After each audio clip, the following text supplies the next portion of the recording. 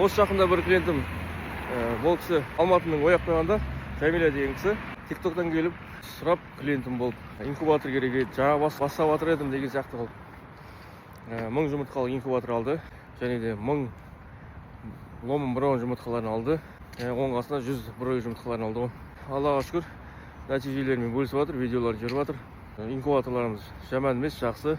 Жұмыртқалардың барлығы жақсы, өзі көрді, көзімен сосын шығарып жатыр. Қазір енді өздері бірнеше жылдан бері саудамен айналысқан кісі екен. Қазір біраз үйде отқаннан кейін шаруашылықпен айналысайық, құс шаруашылығымен айналысайық дегендей хабарласқан жайы бар ағайын.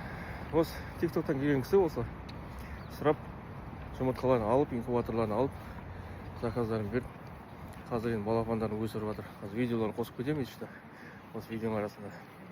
Келіңіздер, көріңіздер, хабарласыңыздар ағайын. Қорықпаңыздар, уайымдамаңыздар, заказ бере беріңіздер. Қазақстан бар, Қазақстан отпрақ бар. Жұмыртқалар, промышленный инкубаторлар, қаз үйректің, индюктің, тауықтың, бұрау тауықтың, несірші тауықтың жұмыртқалары. Солай қылып, жұмыртқа, тауықтың жұмыртқалары, қаздың үйректің, индюктің, үйректің жұмыртқаларын заказ берсеңіздер болады.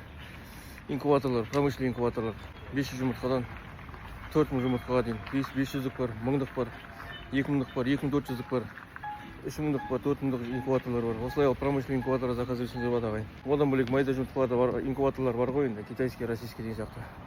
Аман болыңыздар, хабарласыңыздар ағайын. Жақсы іске сәт.